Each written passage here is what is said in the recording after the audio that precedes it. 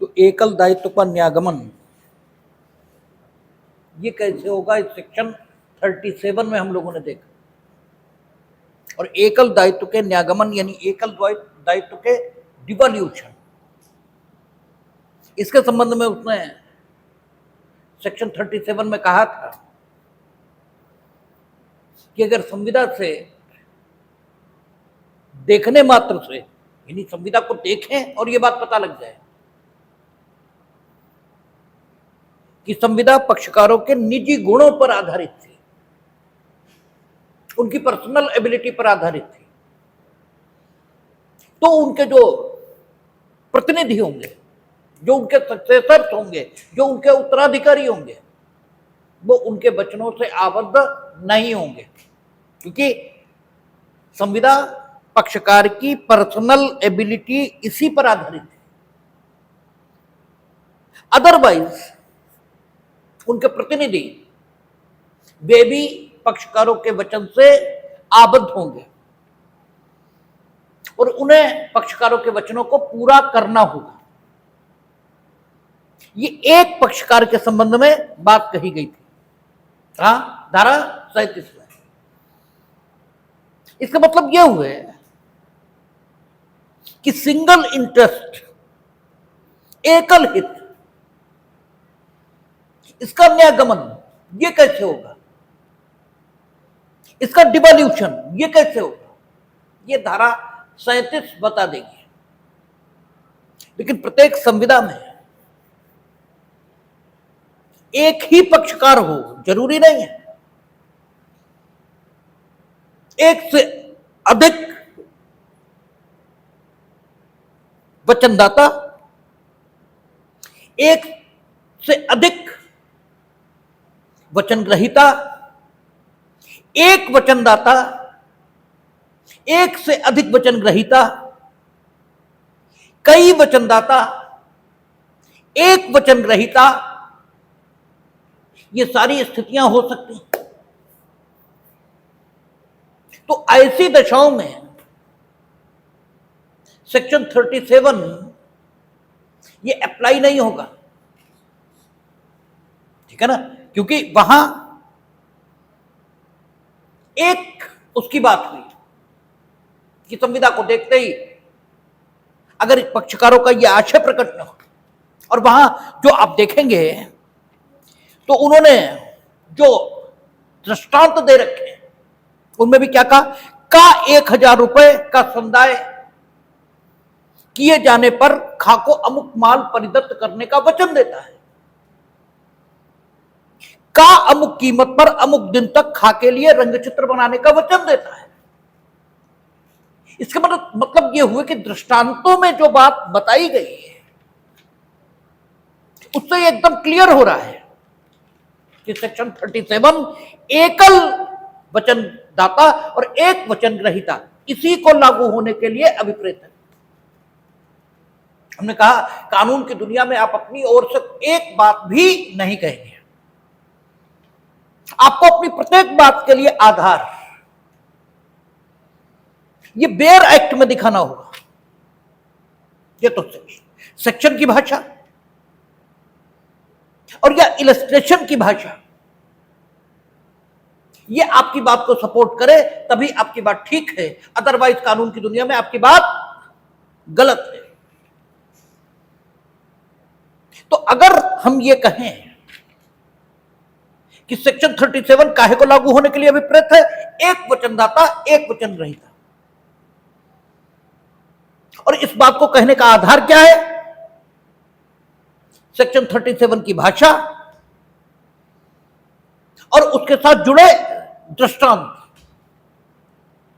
ठीक है ना, इनसे यह तय हो जाता है कि सेक्शन 37 एकल वचनदाता और एक वचन ग्रहीता इसी दशा को लागू होगा।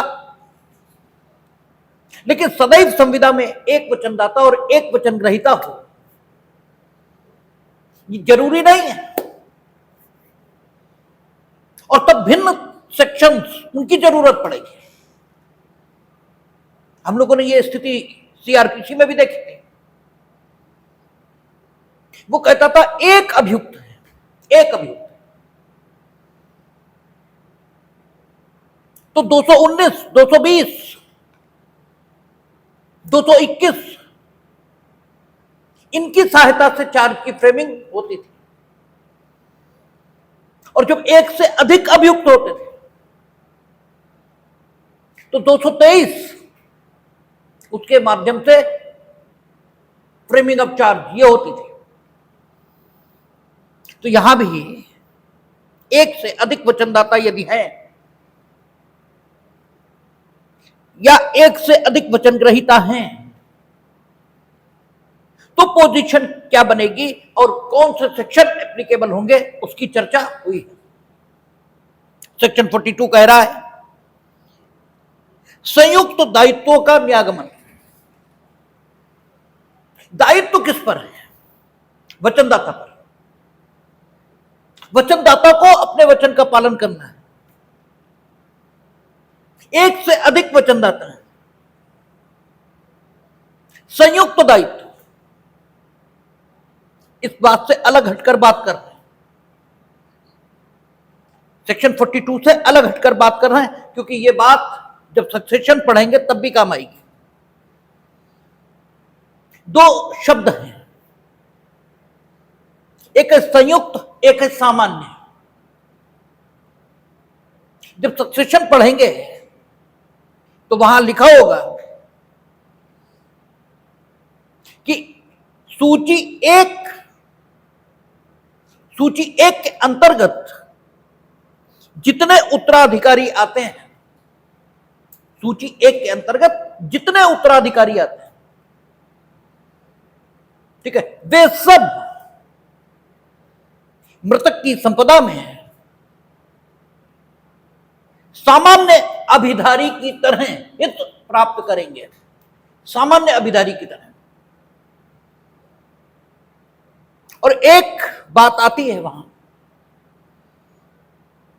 कि संयुक्त अभिधारी की तरह हित प्राप्त करेंगे, सामान्य अभिधारी की तरह और संयुक्त अभिधारी की तरह।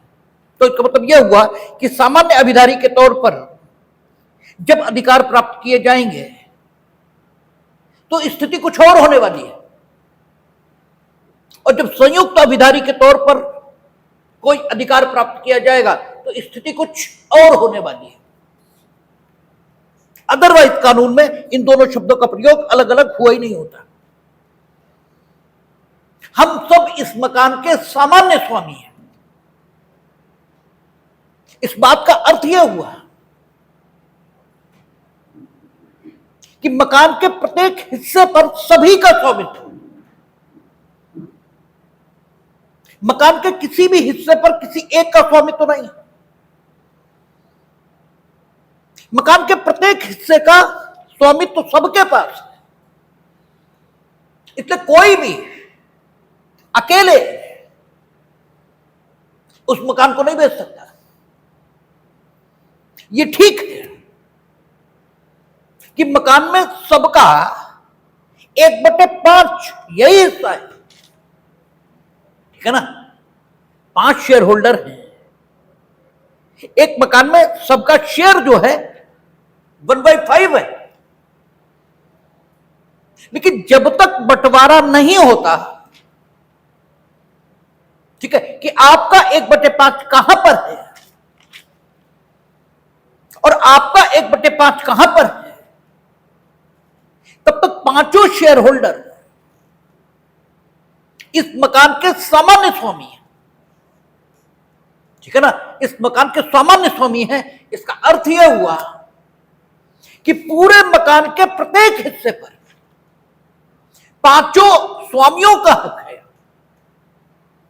और या वे पांचों स्वामी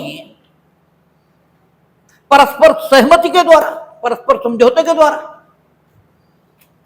या न्यायालय की प्रक्रिया से अपने अपने शेयर सेपरेट करा लें। जब तक शेयर सेपरेट नहीं हो रहे तब तक वे उसके सामान्य स्वामी हैं। तो मकान के प्रत्येक हिस्से पर सबका स्वामित्व, सब सह स्वामी हैं मकान के प्रत्येक हिस्से के। इसलिए कोई भी अपना 1/5 हिस्सा बेच नहीं सकता। ठीक है ना, क्योंकि 1/5 तुमने बेचा, तो जो खरीदेगा उसे 1/5 कहां पर दिया जाए? अभी बटा तो है नहीं, 1/5 आगे दिया जाए, 1/5 पीछे दिया जाए, आखिर कहां पर दिया जाए? तो 1/5 जब तक अलग ना हो जाए तब तक सब सामान्य स्वामी बने रहेंगे मकान के। और अगर मकान बट जाए, सबका शेयर बता दिया गया, आपका 1/5 यहां पर, आपका 1/5 यहां पर,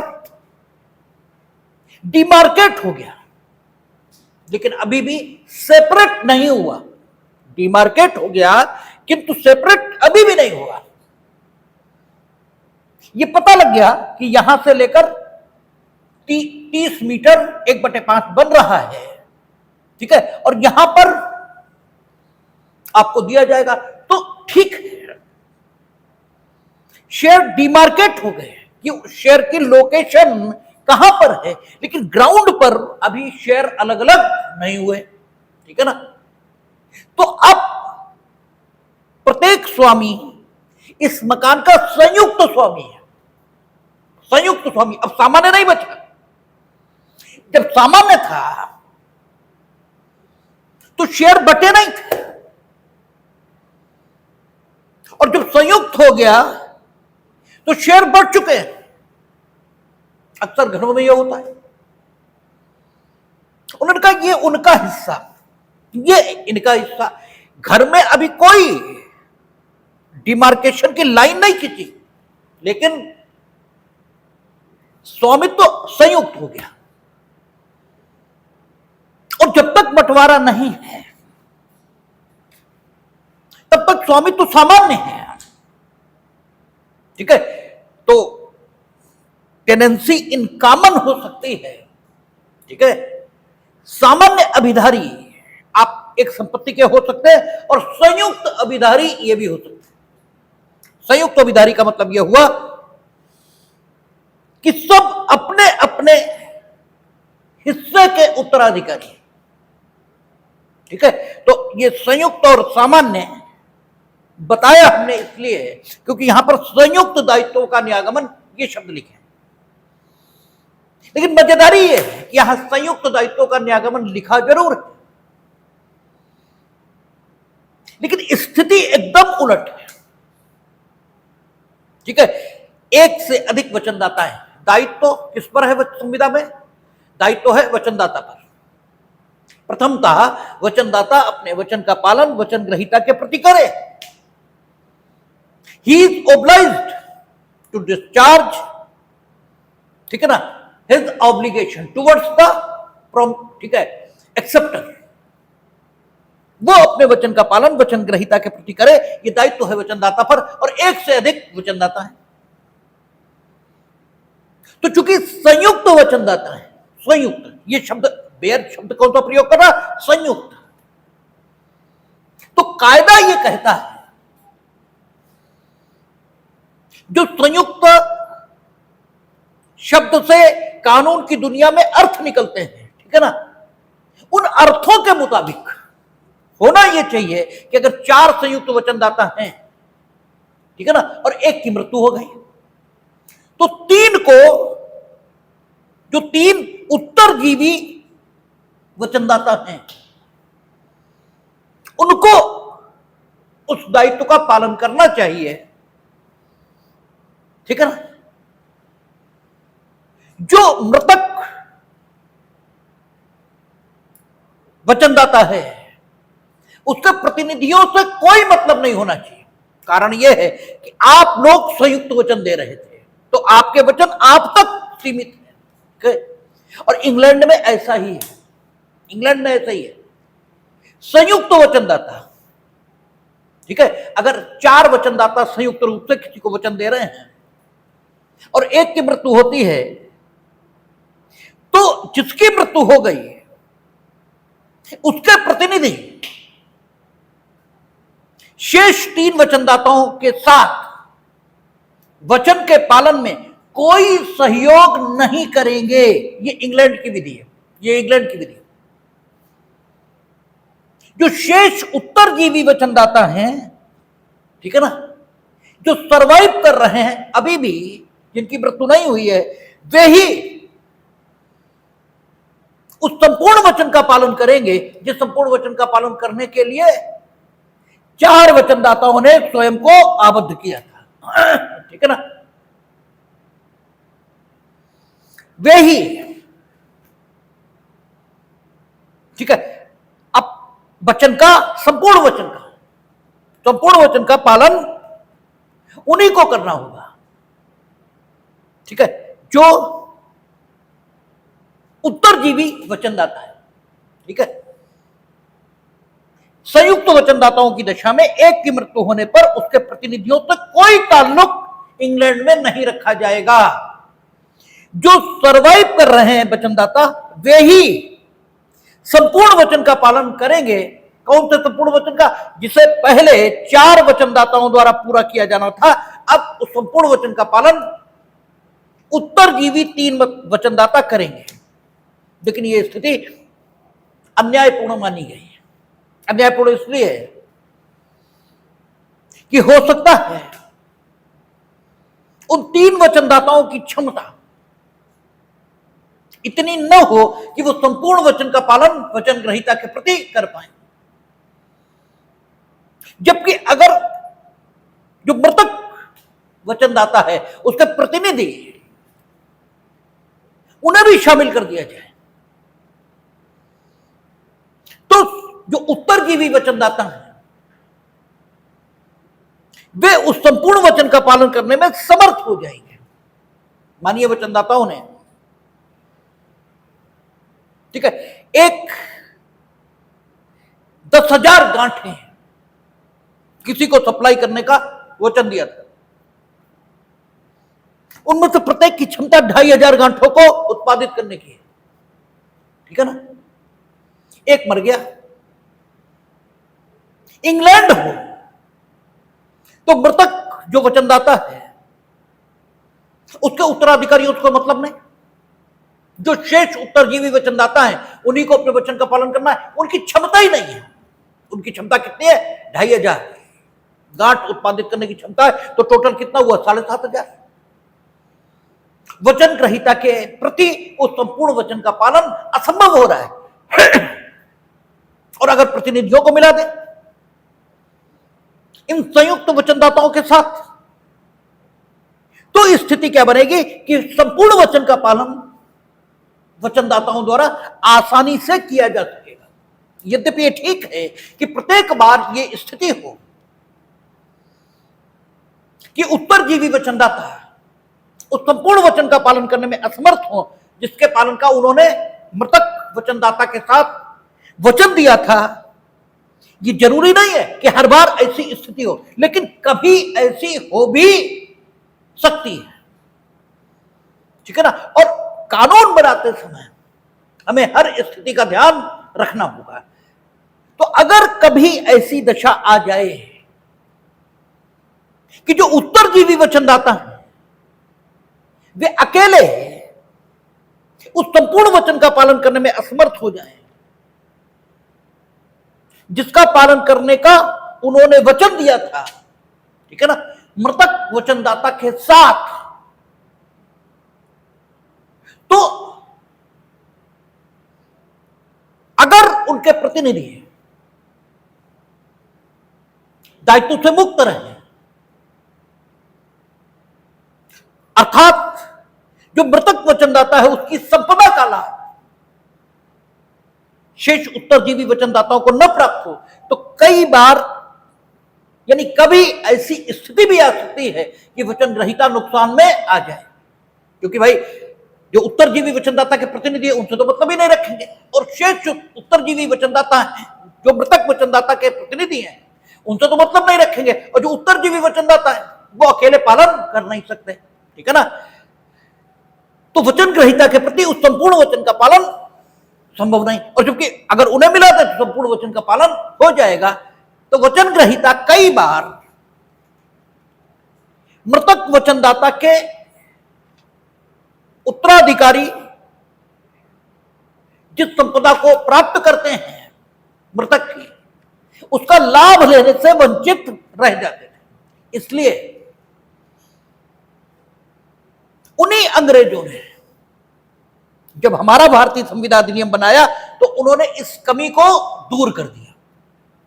बनाया उन्होंने, लेकिन उनके यहां जो कठिनाई आई, ठीक है ना, कि जो उत्तरजीवी वचनदाता थे वे किसी अपवादिक दशा के उत्पन्न होने पर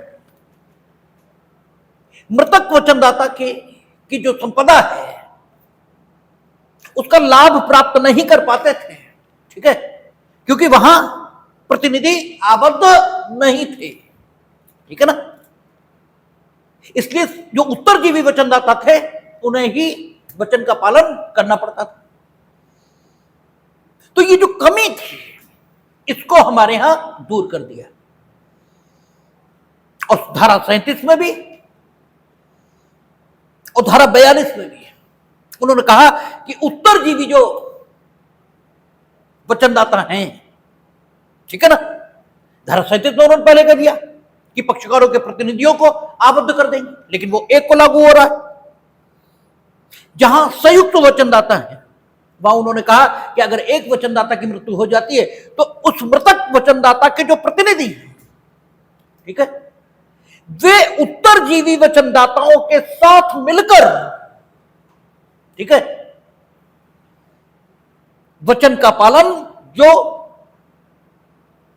उन मृतक वचनदाता और उत्तरजीवी वचनदाताओं को मिलकर करना था, उस वचन का पालन उत्तरजीवी वचनदाताओं के साथ मिलकर करेंगे, ठीक है। और यह बात धारा 37 के अनुकूल भी दिखाई देती है, ठीक है, क्योंकि जब धारा 37 में आप ये कहेंगे कि अगर एक वचनदाता है और उसकी मृत्यु हो जाती है और संविदा से प्रतिकूल आक्षेप प्रतीत नहीं होता तो पक्षकारों के जो प्रतिनिधि हैं वे उनके वचनों से आबद्ध हो जाएंगे। तो कोई कारण नहीं दिखता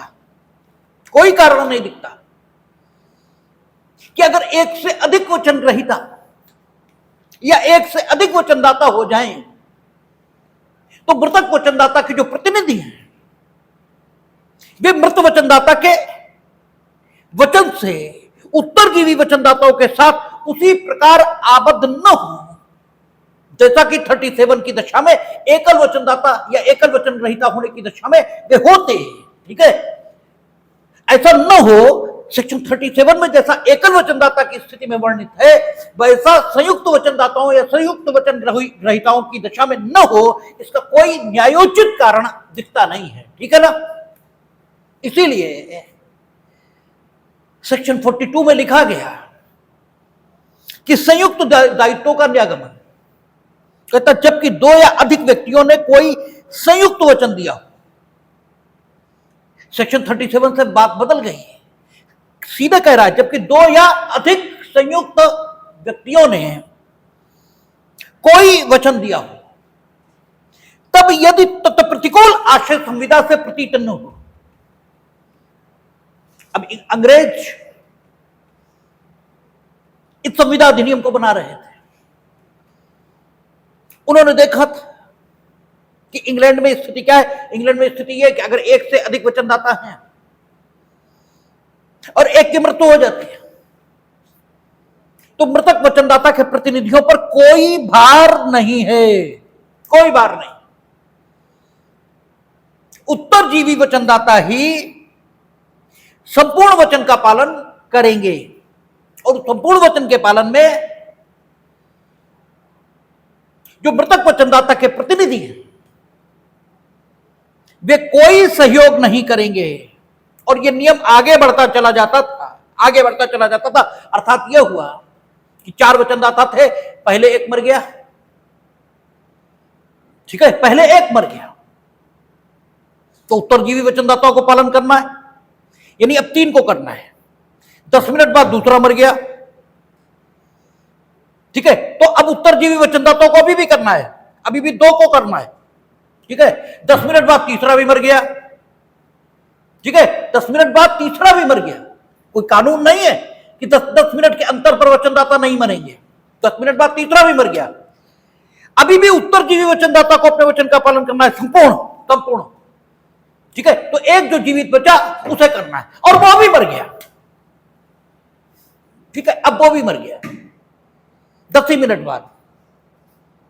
अब कौन सी स्थिति आ गई? सेक्शन 37 की। अब आ गई सेक्शन 37 की। ठीक है, अब क्या माना जाएगा कि एक पक्षकार मरा है, ठीक है ना, एक पक्षकार मरा है और उसने अपने वचन का पालन नहीं किया था। ठीक है, तो उसका दायित्व किस पर गया? उसके प्रतिनिधियों पर। तो जो वचन 4 लोगों के प्रतिनिधियों को पालन करना चाहिए था, उसके पालन का दायित्व एक पर आ गया। ठीक है, अब तो बहुत संभव है कि अकेले उत्तरजीवी वचनदाता का जो विधिक प्रतिनिधि है वो संपूर्ण वचन का पालन कर ही ना पाए, ये तो बहुत संभव है। ठीक है ना, ये एक अन्यायपूर्ण सी स्थिति दिखती थी इंग्लैंड में, इसीलिए उन्होंने इस कानून को बदला, इसीलिए उन्होंने सेक्शन 42 को बदल दिया। लेकिन वही होता है कि सेक्शन 42 को उन्होंने बदला जरूर, लेकिन एक तो ये स्थिति उनके यहां थी इसलिए उनके दिमाग उसी ढंग से चलते थे, और दूसरी चीज ये भी थी कि संविदा विधि का स्पष्ट सिद्धांत है कि संविदा किन निबंधनों पर होगी, अर्थात किन टर्म्स एंड कंडीशंस पर होगी, कानून को इससे कोई लेना देना नहीं है।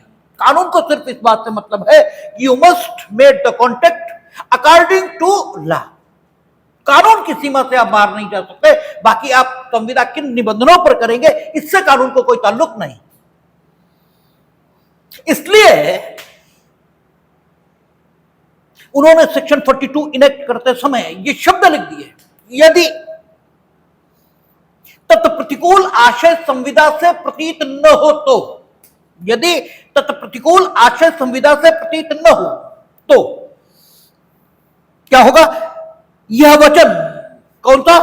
जो 2 या अधिक व्यक्तियों ने संयुक्त होकर किसी को दिया था, तो यह वचन ऐसे सब व्यक्तियों को अपने संयुक्त जीवनों के दौरान और उनमें से किसी की मृत्यु के पश्चात उसके प्रतिनिधि को उत्तरजीवी या उत्तरजीवियों के साथ संयुक्तता और अंतिम उत्तरजीवी की मृत्यु के पश्चात सबके प्रतिनिधियों को संयुक्तता करना होगा। ठीक है, लेकिन ये कब? जब तत्प्रतिकूल आशय संविदा से प्रतीत न हो तो। ठीक है, इसका मतलब आप ही के डोमेन में। उन्होंने गेंद कहां रख दी? आपके पाले में, आपके पाले में।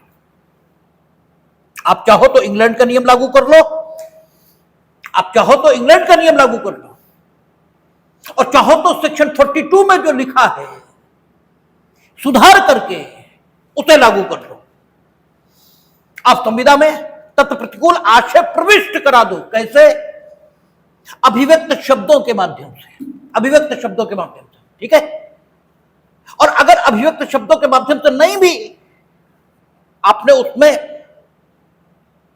ठीक है, प्रवेश कराया प्रतिकूल आशय, लेकिन देखने से जो कुछ उसमें लिखा है उसको अगर हम एनालाइज करें तो जो निष्कर्षित होता है, जो निष्कर्ष निकलता है, जो कंक्लूजन आता है, वो इस बात की पुष्टि करता है कि पक्षकारों का आशय ये था, 2 या अधिक संयुक्त वचनदाता, उनका आशय ये था कि अगर 2 या अधिक संयुक्त वचनदाताओं में से किसी की मृत्यु होती है तो संपूर्ण वचन का पालन उसके मृतक यानी जो मृतक वचनदाता है उसके प्रतिनिधियों के बिना उत्तरजीवी वचनदाताओं को ही करना है। और इन उत्तरजीवी वचनदाताओं में से सबकी मृत्यु हो जाने पर जो अंतिम उत्तरजीवी वचनदाता था उसके प्रतिनिधियों को अकेले करना होगा। अगर ये आशय संविदा से प्रतीत होता है, ठीक है ना, तब तो नियम उसी प्रकार लागू हो जाएगा जैसा आप वर्णित कर देंगे संविदा में। ठीक है ना, और अदरवाइज सामान्य नियम यह रहेगा, अगर आपने कुछ भी वर्णित नहीं किया अर्थात तत्प्रतिकूल आश्रय संविदा से प्रतीत नहीं होता, ठीक है ना, अगर तत्प्रतिकूल आश्रय संविदा से प्रतीत नहीं होता, बात आ रही है, तो सामान्य नियम यह है कि एक या अधिक वचनदाताओं, एक कहना है दो या अधिक वचनदाताओं के होने की दशा में सामान्य नियम यह रहेगा कि एक वचनदाता की मृत्यु होने पर उत्तरजीवी वचनदाता मृतक वचनदाता के प्रतिनिधियों के साथ संपूर्ण वचन का पालन करेंगे, और यदि सभी वचनदाताओं की मृत्यु हो जाती है तो सभी वचनदाताओं के प्रतिनिधियों को संयुक्त होकर संपूर्ण वचन का पालन करना पड़ेगा, ठीक है ना। और यह बात धारा 37 के अनुकूल भी दिखाई देती है, ठीक है ना। लेकिन यह सारा बर्डन आपके ऊपर रख दिया गया यदि संविदा से तत्प्रतिकूल आशय प्रतीत न हो तो, ठीक है।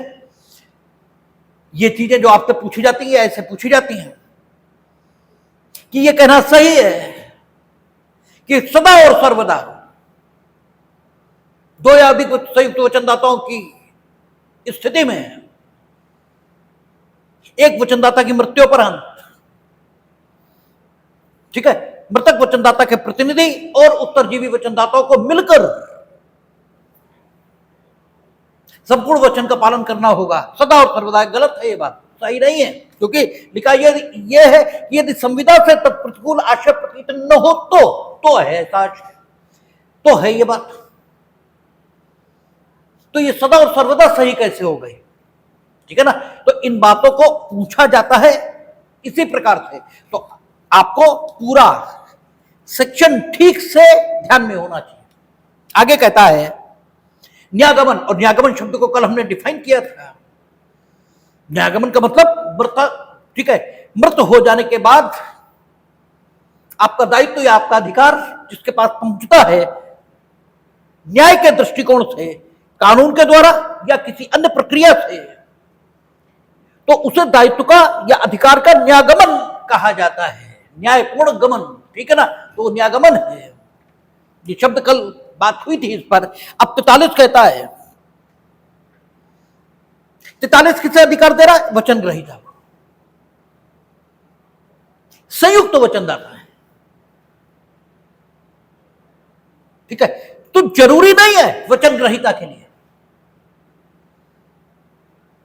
कि वो सभी से वचन के अनुपालन की मांग करे, और कोई वचनदाता इस बात के लिए अधिकृत भी नहीं है, कोई वचनदाता इस बात के लिए अधिकृत नहीं है कि वो वचन ग्रहीता से ये कहे कि आप सबके विरुद्ध मुकदमा लो।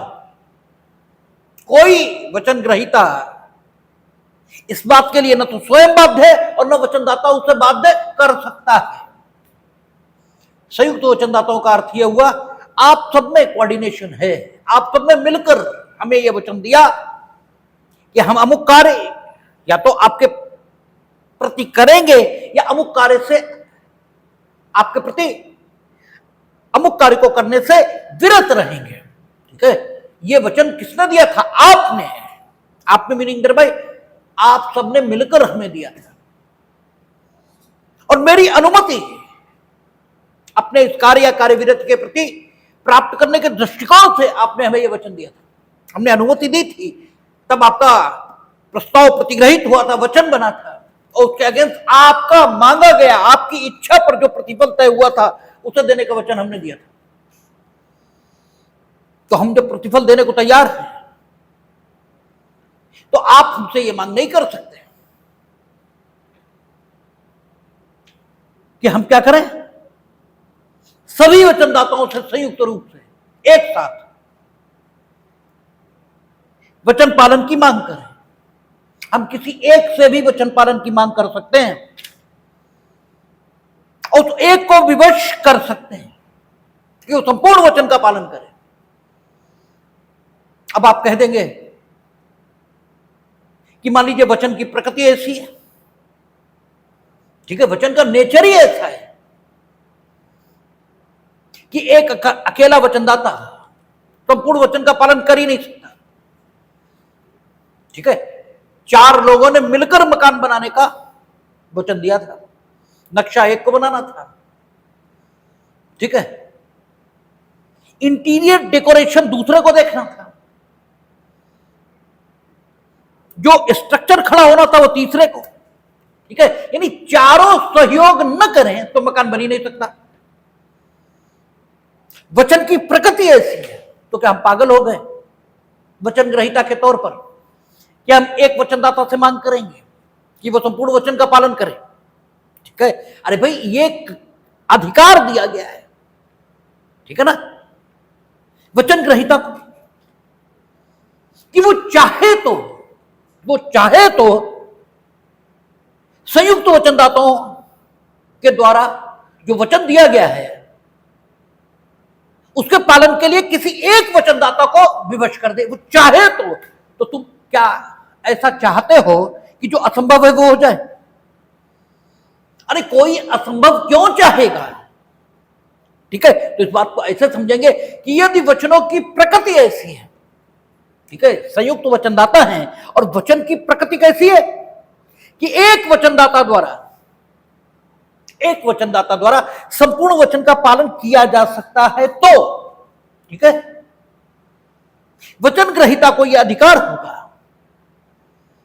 कि वो अन्य वचनदाताओं को पक्षकार बनाए बिना एक वचनदाता से ही संपूर्ण वचन का पालन प्राप्त कर ले। ठीक है, और अगर वो ऐसा करता है तो जो शेष वचनदाता हैं उन्हें मामले में पक्षकार बनाए बिना वो किसी एक वचनदाता से भी संपूर्ण वचन का पालन प्राप्त कर सकता है। और वो जो वचनदाता जिसे वचन पालन के लिए विवश किया जा रहा है वो वचन ग्रहीता से कुछ नहीं कह सकता, वचन ग्रहीता से कुछ नहीं कहेगा। अर्थात वो वचन ग्रहीता को इस बात के लिए विवश नहीं कर सकता कि वो अन्य वचनदाताओं को भी इस वाद में का पक्षकार बनाए जिसमें उसे संपूर्ण वचन का पालन करने के लिए विवश किया जा रहा है। लेकिन हां, इस वचनदाता को जिसे संपूर्ण वचन का पालन करने के लिए विवश कर दिया गया, उन वचनदाताओं से जिन्हें वचन ग्रहीता ने छोड़ दिया था, उन वचनदाताओं से उतना भाग वसूल कर ले। ठीक है, वचन पालन में जितना भाग उनका बनता, ठीक है, उतना भाग ये वचनदाता वसूल कर ले उन वचनदाताओं से जिन वचनदाताओं को वचन ग्रहीता ने छोड़ दिया था। ठीक है ना, वचन ग्रहीता से आप कुछ नहीं कह सकते, लेकिन ये वचनदाता वचन ग्रहीता द्वारा छोड़े गए वचनदाताओं से वचन के पालन में जो उनका कंट्रीब्यूशन, जो उनका अभिदाय, कंट्रीब्यूशन की हिंदी क्या है? अभिदाय, जो उनका कंट्रीब्यूशन होना चाहिए था, उस कंट्रीब्यूशन को छोड़े गए वचनदाताओं से वसूल ले, ऐसा अधिकार इस वचनदाता को अवश्य होगा। देखें क्या कहता है, जबकि 2 या अधिक व्यक्ति कोई संयुक्त वचन, ठीक है, में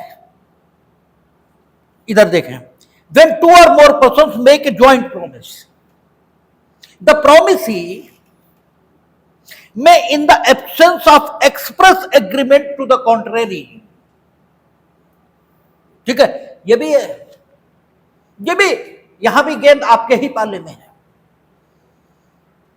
पक्षकार ये तय कर सकते हैं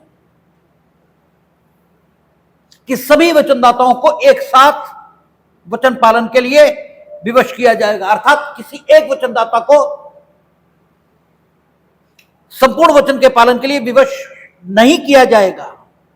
ठीक है, पक्षकार परस्पर ये संविदा कर सकते हैं, लेकिन ये संविदा अभिव्यक्त रूप से यानी ये निबंधन अभिव्यक्त रूप से, यानी ये कंडीशन, यानी ये टर्म्स अभिव्यक्त रूप से संविदा में वर्णित होना चाहिए। यदि अभिव्यक्त शब्दों में वर्णित नहीं है तो माना यह जाएगा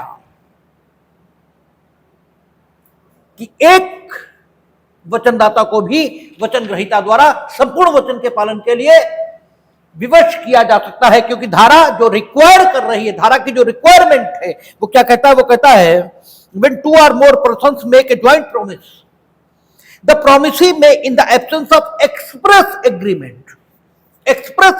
to the contrary compel any one or more of such joint promisers to perform the whole of the promise। ठीक है, जबकि दो या अधिक वचन व्यक्ति कोई संयुक्त वचन दें तब तत् प्रतिकूल अभिव्यक्त करार के अभाव में, तब तत् प्रतिकूल अभिव्यक्त करार के अभाव में वचन ग्रहीता ऐसे संयुक्त वचनदाताओं में से किसी एक या अधिक को समग्र वचन के पालन के लिए विवश कर सकेगा। ठीक है, कर सकेगा meaning दरवाही it will be the capacity of promising, and any promiser cannot make any objection, ठीक है, on it in the absence of express agreement to the contrary। या तो express agreement लाइए, ठीक है, जिससे तक प्रतिकूल आशय निकलता हो तब तो बात अलग, अदरवाइज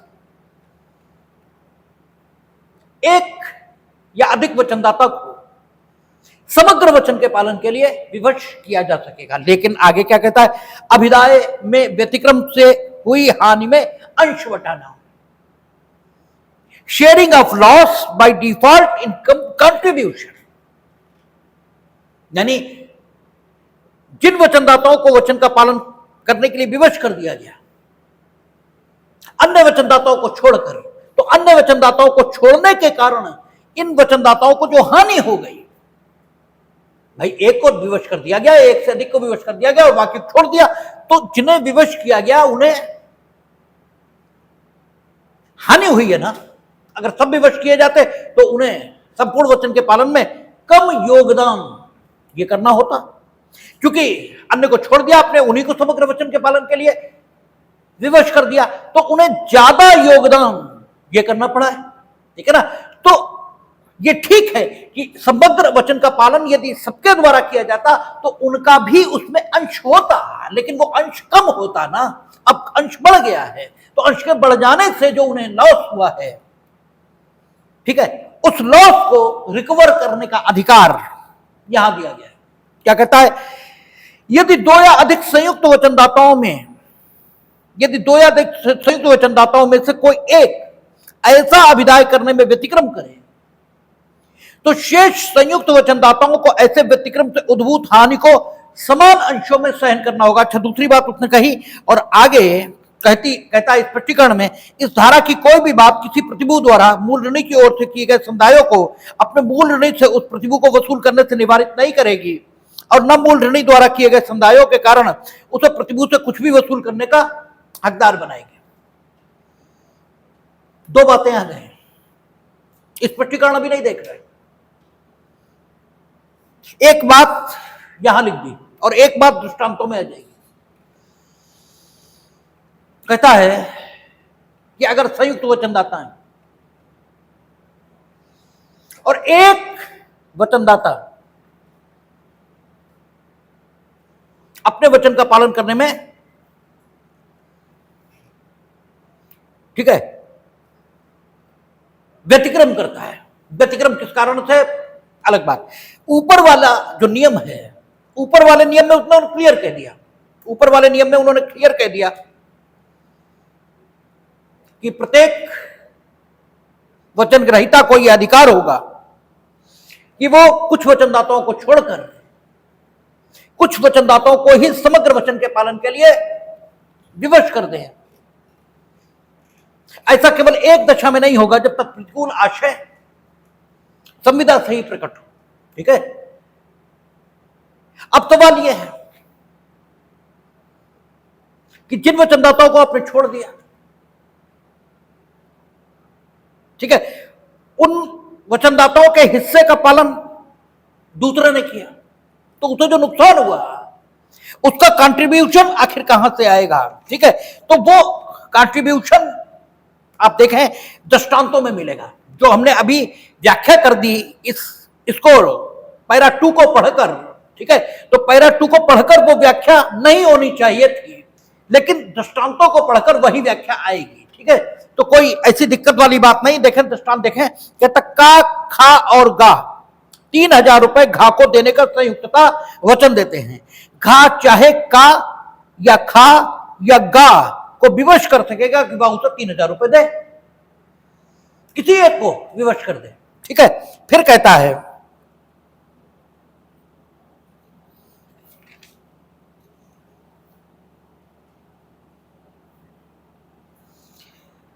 ये आपका दृष्टांत,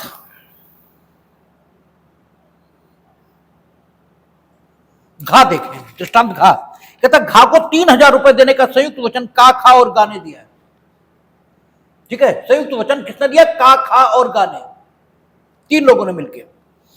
गा के लिए का और खा प्रतिभू मात्र है, यानी 3000 रुपए घा को देने का संयुक्त वचन किसने दिया? का, खा और गा ने। सही स्थिति यह है कि 3000 रुपए घा से लिए किसने? गा ने। सही स्थिति है, लेकिन गा को घा 3000 रुपए देने को तैयार नहीं था, इसलिए का और खा ने गारंटी ले ली, गारंटी ले ली। ठीक है, कि भाई ये नहीं देंगे तो हम देंगे। तो आपका जब हम लोग प्रत्ययभूत की संविदा पढ़ेंगे, ठीक है, शुरू ही हो जाएगी 73 के बाद, देखेंगे प्रत्ययभूत की संविदा आएगी, तो वहां कहेगा कि प्रतिभू का दायित्व तो किसके समान है? मूल ऋणी के समान है, मूल ऋणी के समान है। यानी मूल ऋणी जितना दायित्व के अधीन है उतना ही प्रतिभू भी दायित्व के अधीन है। यह मूल ऋणी कौन है? गा, मूल ऋणी गा है, उसी ने लिए 3000 रुपए। का और खा सिर्फ प्रतिभू है गा के लिए, मूल ऋणी नहीं, उन्होंने पैसा नहीं लिया है। लेकिन घा के पॉइंट ऑफ व्यू से देखें, जिसने पैसा दिया है उसके पॉइंट ऑफ व्यू से देखें तो तीनों घा के देनदार हैं, क्योंकि का और खा प्रतिभू हैं, और का और खा दोनों प्रतिभू हैं तो सह प्रतिभू हो गए, सह प्रतिभू। ठीक है, और आपका घा तो मूल ऋणी है। धारा के प्रथम पैरा से, धारा के प्रथम पैरा से क्या हो रहा है? अधिकार मिल रहा है किसे? घा को, कि चाहे वो का से 3000 रुपए वसूल ले, चाहे खा से 3000 रुपए वसूल ले, और चाहे गा से 3000 रुपए वसूल ले। ठीक है, अब क्या हुआ? का और खा पूर्ण राशि देने को विवश किए जाते हैं, का और खा पूर्ण राशि देने को विवश किए जाते हैं। 3000 रुपए घा क्या करता है? का और खा से वसूल लेता है। ठीक है, घा का और खा से 3000 रुपए वसूल लेता है, क्योंकि दोनों सह प्रतिभू है, दोनों सह प्रतिभू है, इससे समान अंशों में अभिदाय करेंगे। ये भी जब प्रत्याभूत की संविदा हम लोग पढ़ेंगे तो देखेंगे जहां सह प्रतिभू होंगे वो समान अंशों में अभिदाय करेंगे, यानी 1500 रुपए दोनों को देने पड़ेंगे। मूल ऋणी कौन है? गा। ठीक है, क्या लिखा है आगे? वे उसे गा से वसूल करने के हकदार हैं। ठीक है, वे उसे गा से, यानी का और खा, उन्हें विवश कर दिया गया ना समग्र वचन के पालन के लिए। समग्र वचन के पालन के लिए किसे विवश कर दिया गया? का और खा को। गा को छोड़ दिया, तो गा को छोड़ने से जो हानि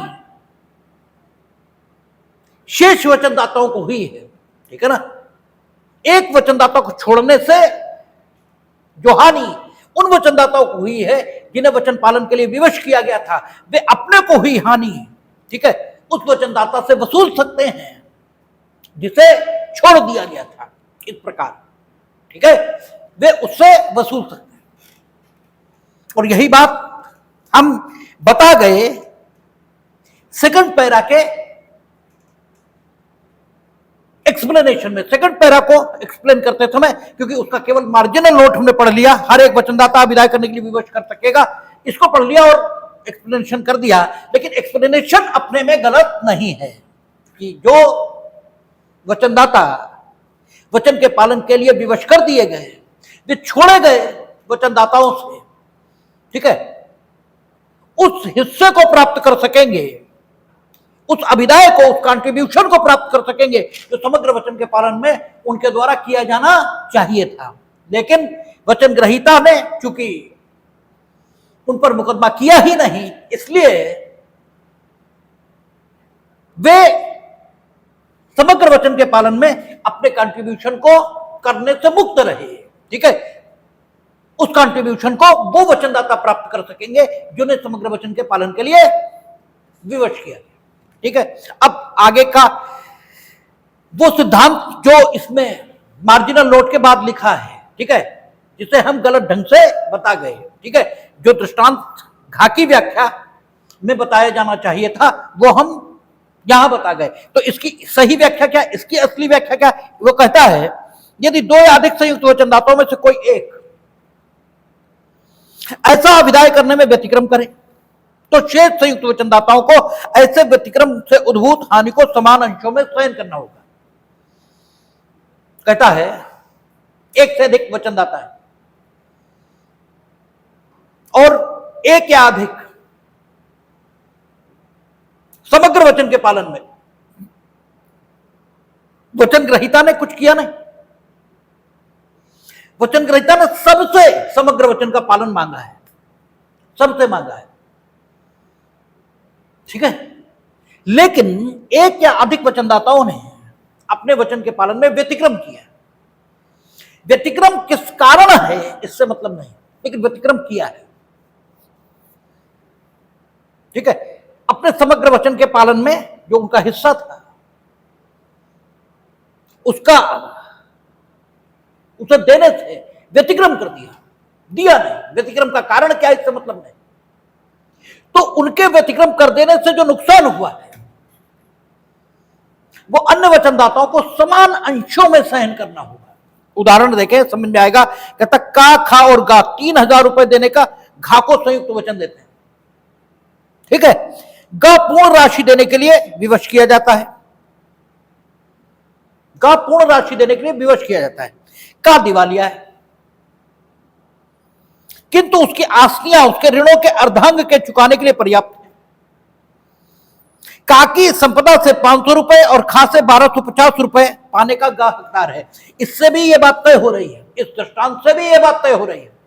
तो अभी छोड़ दीजिए, इसे हम नहीं समझ रहे, लेकिन इस दृष्टांत से भी यह बात तय हो रही है कि जिस वचनदाता को वचन का पालन करने के लिए, समग्र वचन का पालन करने के लिए विवश किया जाएगा, वो शेष वचनदाताओं से समग्र वचन के पालन में जो उनका कंट्रीब्यूशन होना चाहिए था उसे वापस प्राप्त कर सकता है। क्यों? क्योंकि देखें, कहता है कि का, खा और गा 3,000 रुपए देने का घा को संयुक्त वचन देते हैं। 3 वचनदाता हैं, 3 संयुक्त वचनदाता हैं। वचन ग्रहीता कौन है? घा। वचन के पालन के लिए विवश किसे कर दिया गया? गा को। 2 छूट गए, 2 छूट गए। दोनों को 1,000 रुपए देने चाहिए, ठीक है, कायदे में। संपूर्ण वचन का पालन गा को करने के लिए विवश कर दिया गया। छूट गए का और खा, ठीक है। गा को हक है कि का और खा दोनों से 1,000 रुपए वसूल ले, लेकिन दिक्कत क्या आ रही? का दिवालिया है, का दिवालिया है। और हमने आपको दिवालिया के संबंध में एक दिन और बताया था कि दिवालिया कौन है? वो जिसकी देनदारी अधिक है, लेनदारी कम है, वो दिवालिया है। 10,000 देने हैं, 9,000 पास में। तो प्रत्येक लेनदार को कुछ ना कुछ जरूर दिया जाएगा, लेकिन संपूर्ण नहीं दिया जा सकता। ये नहीं जा सकता क्योंकि नहीं 9,000। तो बजाय ये कि 9,000 से किसी एक लेनदार को निपटा दिया जाए, ये नहीं होगा, ठीक है। प्रत्येक लेनदार को दिया जाएगा लेकिन संपूर्ण नहीं दिया जा सकता, क्योंकि संपूर्ण लायक धनराशि है ही नहीं। आनुपातिक कमी करके दिया जाएगा, ठीक है, आनुपातिक कमी करके दिया जाएगा। अनुपातिक कमी कैसे की जाती है वो सारा विषय यहां रखने की जरूरत नहीं है, मोटे मोटे में आप समझिए अनुपातिक कमी करके दिया जाएगा। तो यहां स्थिति क्या है कि का दिवालिया है, किंतु उसकी जो संपत्तियां हैं, ठीक है, वो 500 रुपए तक के लिए यहां उपयोग की जा सकती है, 500 रुपए तक की, ठीक है।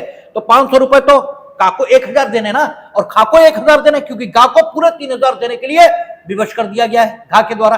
गा ने पूरे 3000 दे दिए, पूरे 3000 में 1000 का हिस्सा तो गा का खुद का था, ठीक है ना, तो बच्चे 2000, ठीक है, 2000 रुपए उसे का और खा से प्राप्त करने का हक है, ठीक है। का दिवालिया है, लेकिन का की संपत्ति 500 रुपए के ऋणों के लिए पर्याप्त है। यानी इन टोटल नुकसान कितना आ रहा है? 500 रुपए, 500 रुपए का नुकसान आ रहा है। जो नेट नुकसान आ रहा है वो कितना? 500 रुपए।